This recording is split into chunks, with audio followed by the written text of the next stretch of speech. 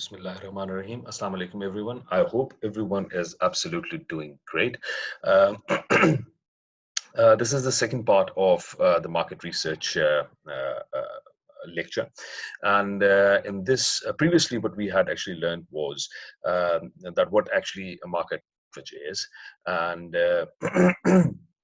what are the different types of the market research, specifically the secondary research that we discussed, and then the primary research that we discussed in the previous lecture.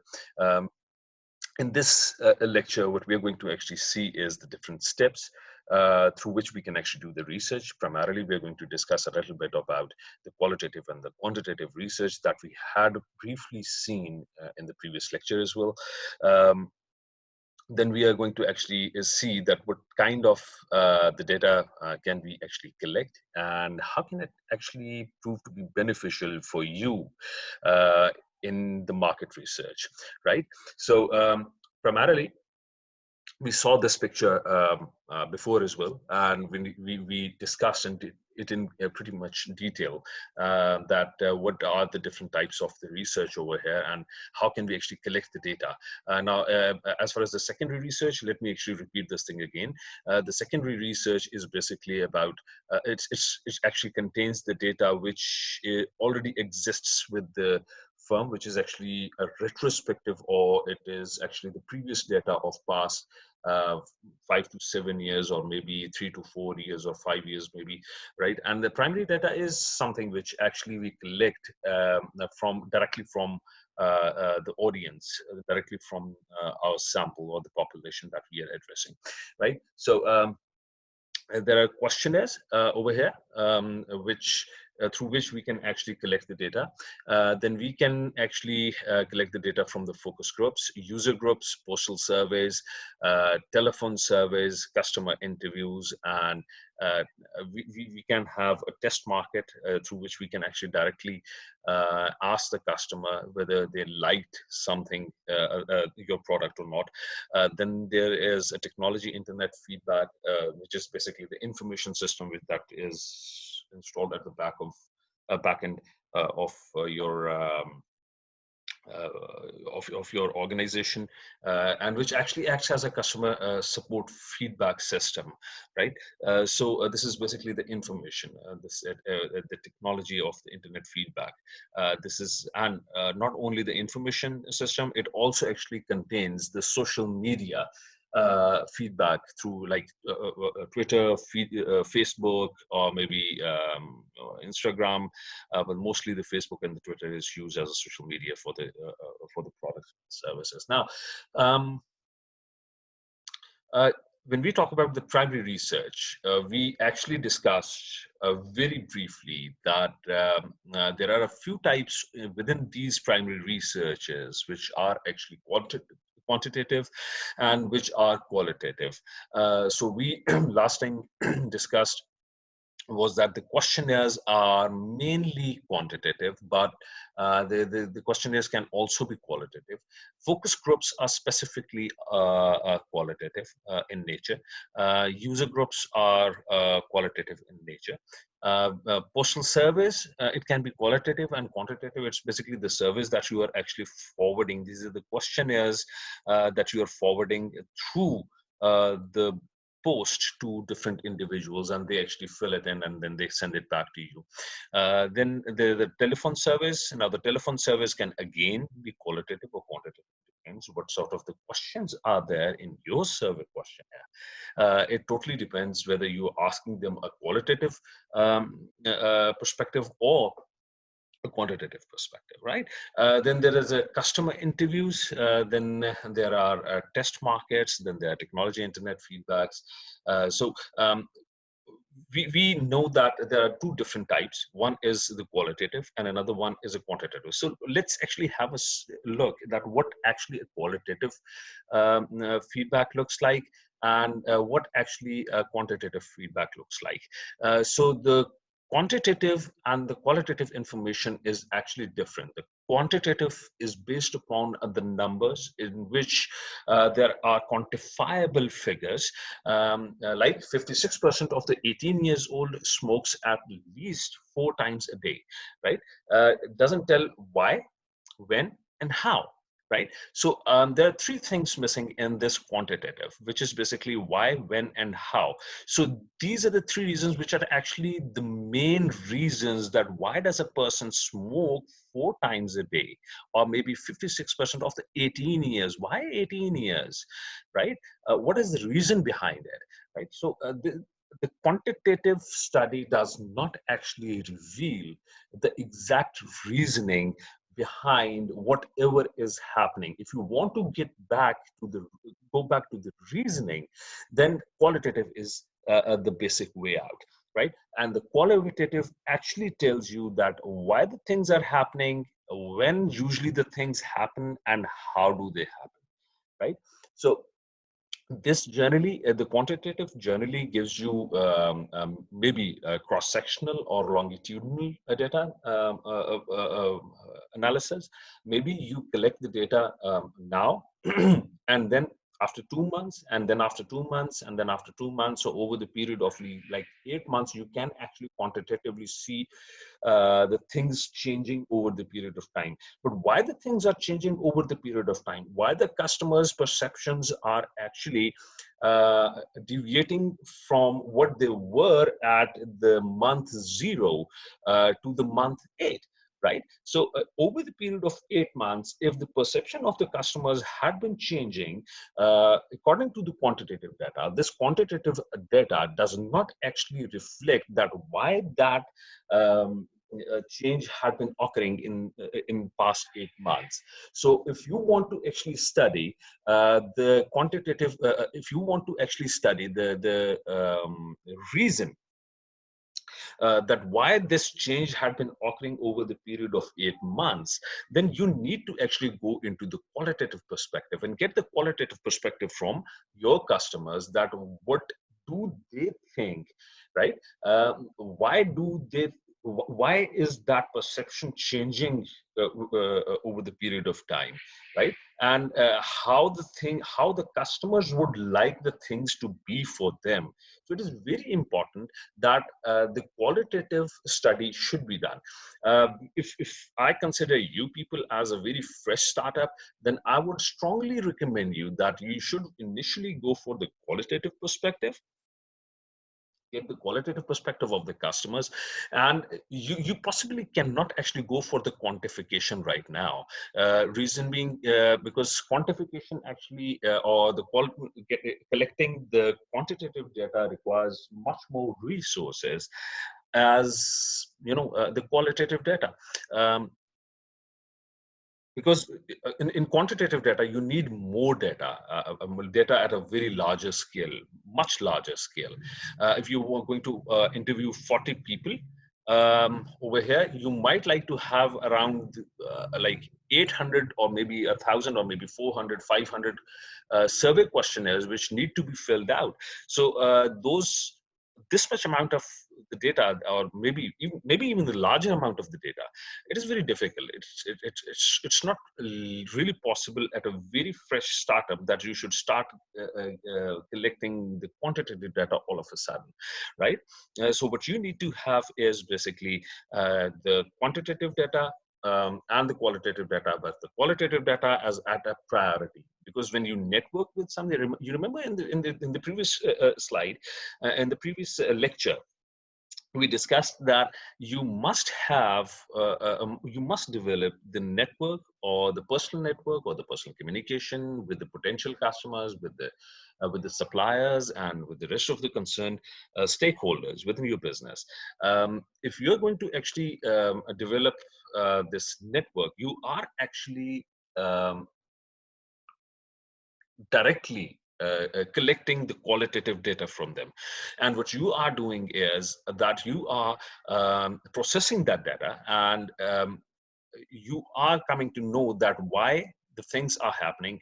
How do the customers actually get to know your product, or why a customer would actually like to buy your product? What is the basic basic gap, what is the opportunity gap that is there in the market, right? So it is very necessary to actually get the qualitative data when you are actually at the start of your venture, or when you are about to start your venture, right?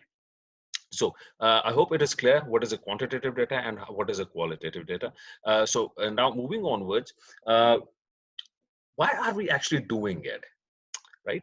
Why are we conducting the research at the very first place?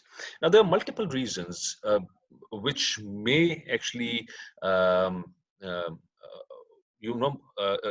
there are multiple reasons which may lead to the research, right? The primary is size of the market. If you would like to know the size of the market, what is the size of the market, market trends, uh, forecasting. When you do the qualitative interviews, you come to know the market trends. You come to know through the different sources when you talk to them, that what is currently going on within the market, and how the market is actually changing. Then if you need to actually go for the forecasting is basically uh, studying what is it going to be like in the future, right? So it's basically it's understanding the future. It's just like that. You take some retrospective data, right? And you see the trends, that what are the number of the sales in past 3 years, and based upon those number of sales, you can actually forecast that what number of the sales are possibly you going to have uh, this year or maybe the next year. So that is what a forecasting is, right? Then planning, obviously, if you know the size of the market and the trend of the market, then you can actually plan, right? You can actually plan once you have this and this, and plus specifically when you are actually looking out for exact segment. So when you want to actually identify the market segment, you once you have the market size, once you have the market trend, once you have identified the market segment, and once you have actually identified the consumer needs, you can actually plan, right? You can evaluate the strategies and promotion based upon the research. You can actually decide what sort of the mixes you have to offer to the customers based upon the research. Then you can identify the competition. You can explore what potentially your competitors are doing, and what their strategies might be to compete in the market. And accordingly, what you can do is you can run a few analysis, and you can come to know that what sort of a strategy then you are going to make. And this is exactly why you need to actually have a research, so that you can actually come up with the mixes, and you can exactly target target and divide your exact customer base or the consumer base, and then you actually decide what you need to offer to them, right? So then identify the opportunities, gaps in the market that we have already discussed, and reduce the risks. This is very important, because when you come to the reduction of the risk, you need to actually understand understand multiple things. One is what's competitor doing at this point of time in the market, right? Then what consumer is actually thinking. So both the things are basically can be obtained quantitatively, as well as through the qualitative approach, right? Again, I don't need to discuss further that what a qualitative is and what a quantitative is. So when we're talking about the purpose of the primary research, there are multiple purposes of not even the primary, but the secondary as well. There are multiple purposes of the research or the market research, and these purposes would actually be filled in, or these purposes can be actually fulfilled through either the qualitative or the quantitative research. Now, moving onwards to the advantages of the market research. Well, market research helps you focus attention towards the objectives. You need to understand what your problem is. Before starting any of the research, you need to understand what a problem is and what you need to achieve. What are your objectives? What exactly are you looking for, right? So the things that you are potentially looking for would actually become an objective. So if you're looking out for the exact market size, or might be a possibility the segment that you are going to target, then obviously this is going to become your objective. If you're looking for that, what sort of strategy you should be making, then the objective of your research would be to identify the customer needs and customers' beliefs, so that you can exactly target the perceptual values of your customers to meet to develop a particular strategy for your customers. So what you need to find out is that how do your customers perceives the things, right? So that actually becomes your objective, to actually to understand your customer better, right? Then there is a age forecasting, planning, strategy development, that we have discussed, may help to reduce risk of new product development. Um, in this case, the Motorola is, this was one case study. I'll share that case study with you about the Motorola, and that was about the constellation of the satellites, in which they wanted to actually provide at that as the one of the satellite phones, but it actually failed because the GSM came into being, right? So GSM was introduced in the market. So this strategy development and the forecasting, and then reducing the risks, because when the GSM, it was introduced into the market, and the prices were cheap for the GSM instead, or as compared to the satellite phones, so it didn't really work out. So you need to actually identify what sort of the risks are there, and the risks can always be from the competitors. It can always be from a competitor point of view, or it can also be from the customer's point of view.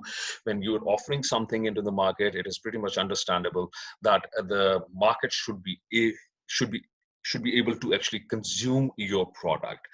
They should not actually reject your product. So you have to be very much sure about this thing, that when you introduce something into the market, the customers are actually going to buy it. That is what the reduction of the risk is. So it's one thing. If also the competitors are, we need to see the competitors as well. That if our if competitors are offering something better than us or not, then communicates image or vision. Globalization makes market information valuable. When we talk about the communicates the image and the vision, it actually it's, you remember that uh, test cases that we actually discussed previously, just a few slides before, in which primarily, if we just look at this, um, test market, right? So if you're going to go for the test markets, you're going to actually have some of the products to be tested on you. There might be a possibility um, it's a it's a shampoo, which they are testing live on the customers, and the customers are giving their feedback. So it's basically the company which is actually conducting the research actually creates um, an image, and that actually uh, communicates the customer's image of the product to the company, right? So that helps you developing a sort of a vision, that way you need to actually go further, right? So these are the advantages of market research. But if the market research is not carried out properly, it can actually have a very big disadvantage. It can lead you towards the false information, right? The information only, the first point over here is the information only as good as the methodology used, and this is absolutely right. If your methodology is not appropriate, and if your methodology is does not provide um, the flexibility, or it does not actually provide what you actually need to do, you want to actually find out that how the customer will get satisfied, but you are actually conducting a quantitative research. So that is the research design is not appropriate for what you really want to find out. So if you want to find out the number of people satisfied with your customers in past 2 years, then yes, by all means you can go for the quantitative research. But methodology actually consists much more than that. It actually includes the sampling. It also includes whether it's a cross-sectional study or before and after, or maybe a longitudinal study. It totally depends what sort of a problem do you have, and according to that problem or objective, or what sort of a methodology have you adopted. So we have to actually discuss this part as yet. So we are going to actually see the different methodologies, and we are going to see the different sampling techniques, and so on and so forth. So if it is not appropriate, it may lead to the wrong results, can be inaccurate or unreliable, based upon how you collect the data. Right, it can be inaccurate or unreliable. If you want to actually have the back on, let's assume, sunblock, right, and you address a 10 years old child for filling in the survey, so that is not exactly what your sample is for a sunblock, right? So the results may not be what the business wants to hear. That is also one of the things, because when you actually come up with the results, it's not necessary that you're going to actually come up with very good results. May stifle initiatives and gut feelings.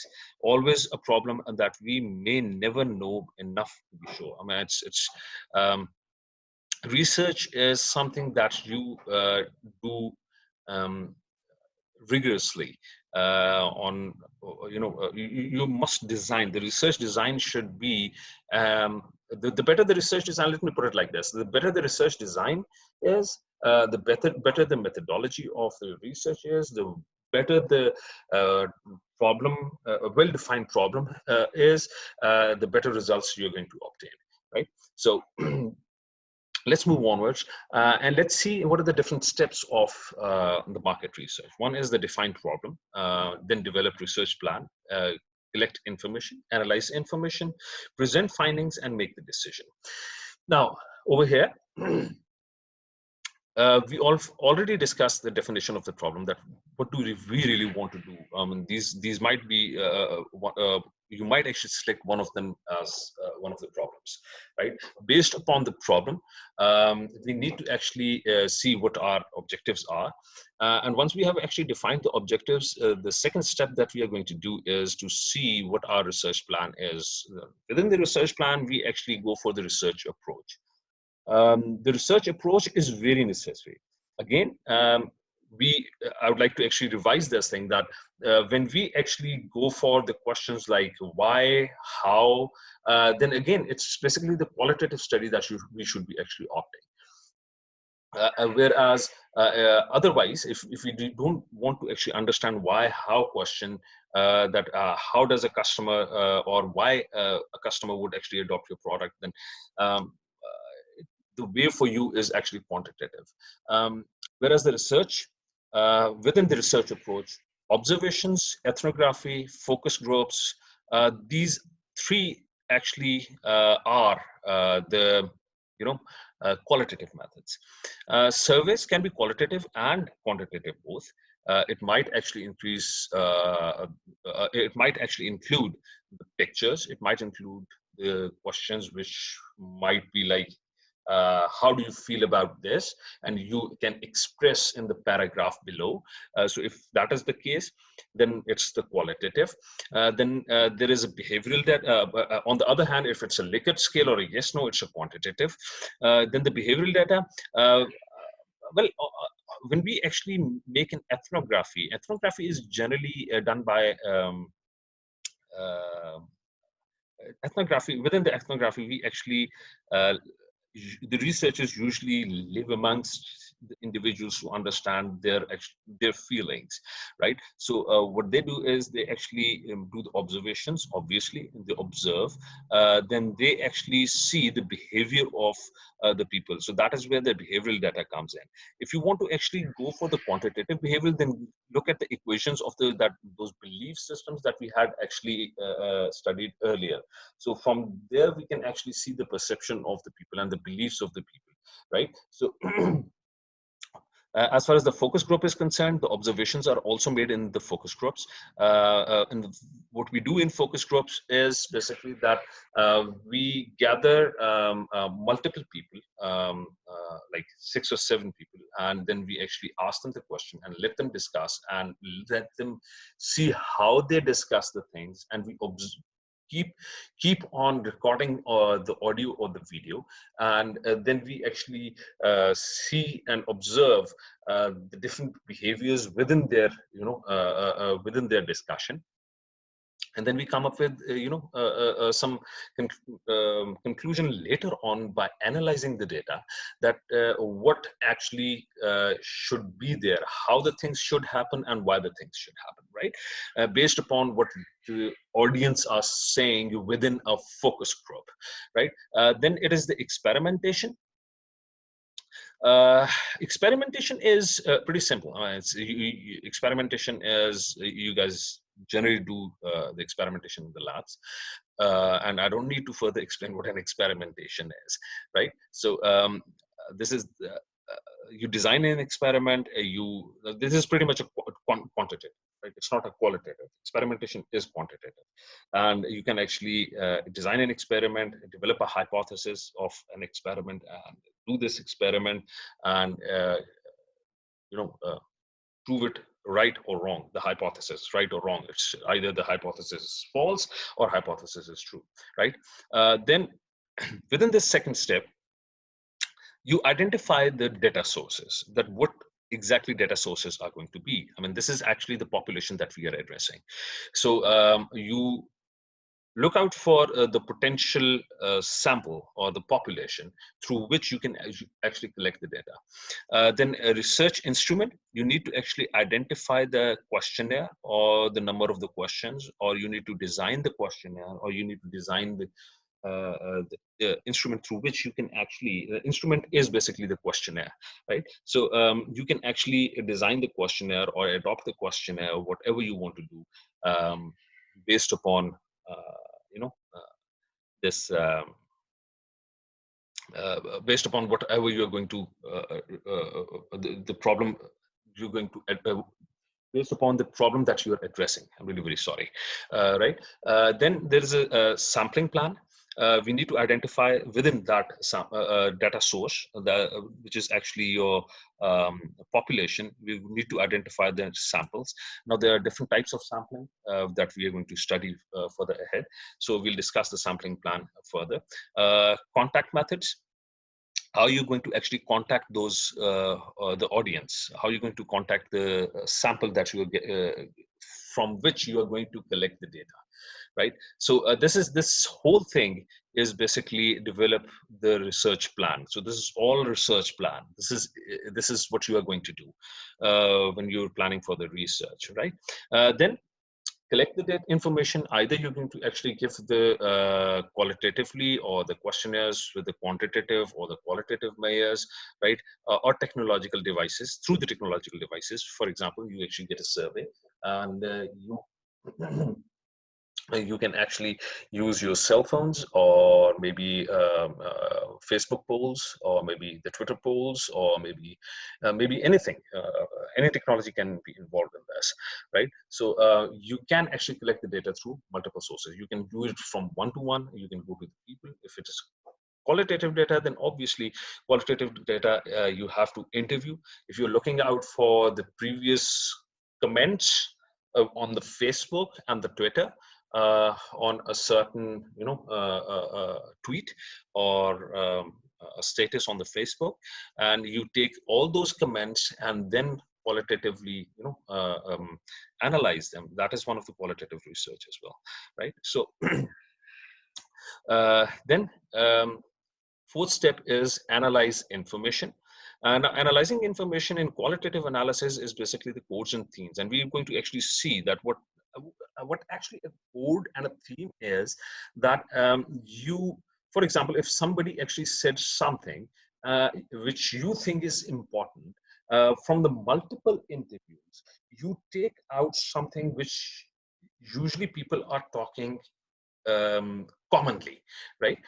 So those actually becomes the codes, and through codes becomes the themes, right? And these codes or themes are very important, because this is exactly what a customer would be actually talking about your product, that how your product can be actually improved. Now these codes and themes, remember, you're going to ask a question. Based upon the question, the customer is going to answer. For example, if you ask a question from a customer that what do you think about the quality of the product? And the customer starts from the quality of the product is for example, if it's a telephone or a smartphone, the screen, he may talk about the screen, he may talk about the functionalities, or the ruggedness of the phone, and he or she might actually tell you that what are the weaknesses of the phone. Now, if you want to actually see the quality, and if you want to see the room of improvement within that paradigm of that quality.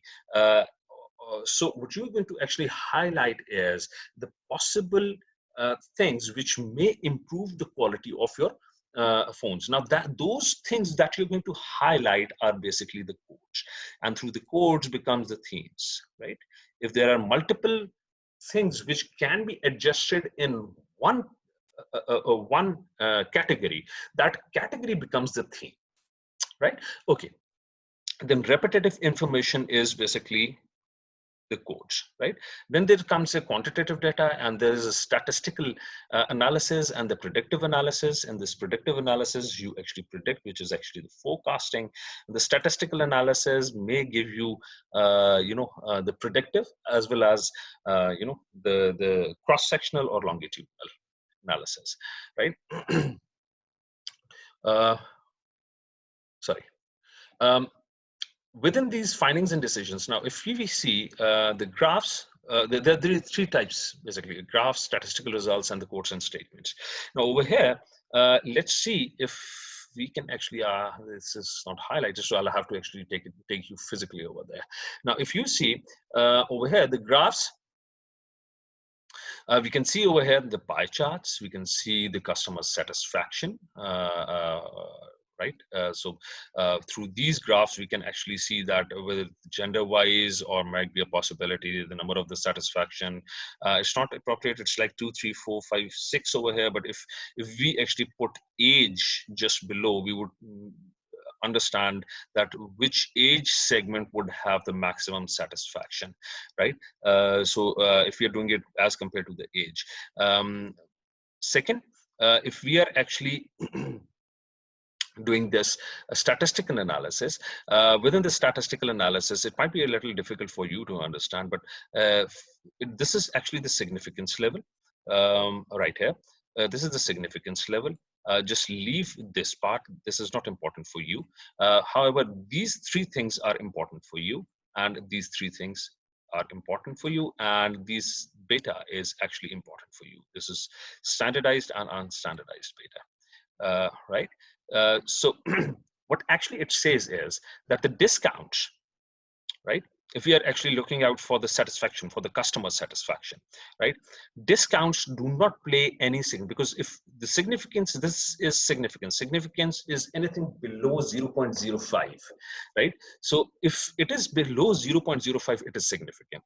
If we are saying that discounts are insignificant for the customer satisfaction, that means that if we want to identify, if we let's go to the previous semester and develop a model. One is, let's actually take these three circles, and let's actually erase all. let's erase all, and let's actually go with uh, you know oops three models. One is your discounts, the second one is quality, and the third one is after sales services. So let's actually put it as D, this as a Q, and this is as an A, right? And we want to actually see that is customer satisfied based upon the discounts or the quality or the after sales services. Now, this result actually shows that the discounts do not play any role in this satisfaction of the customer. However, the quality and the after sales services significantly, because it is below 0.05, significantly plays important role in customer satisfaction. So see, this is what a quantitative research would actually look like. Uh, this and this, right? So this is the statistical analysis that you are actually presenting. But again, when we actually go for the qualitative research, I mean, these are some of the quotes and the statements which may actually come up with, you might come up with while interviewing the potential customer. And over here, the customer says that I think the product should be more durable when using. It seems that after using the product or product for a month, the switch on the top of the product becomes loose, and switching on the product uh, is more difficult. Is more difficult, right? So actually, what the customer is saying that number one, it's actually the durability problem, right? And the customer directly is saying this thing that the switch at the top of the product should be more durable, right? So this sort of an information cannot be attained from the statistical analysis or the quantitative analysis. That is the reason why if you want to actually understand that what exactly the customer wants, it is very necessary that you should actually do your qualitative study rather than the quantitative study, right? So, but however, both the studies carry a very heavy weight, right, in their own paradigms, right? So that is the basic difference between the qualitative and the quantitative, and this is how the you can actually carry out the research, right? So for now, this is it. If you have any queries, you can ask me on the video. You can ask me, on the WhatsApp, or on Thursday, we're going to have another live session. You can ask me the questions over there. Till next time, Allah Hafiz and bye-bye.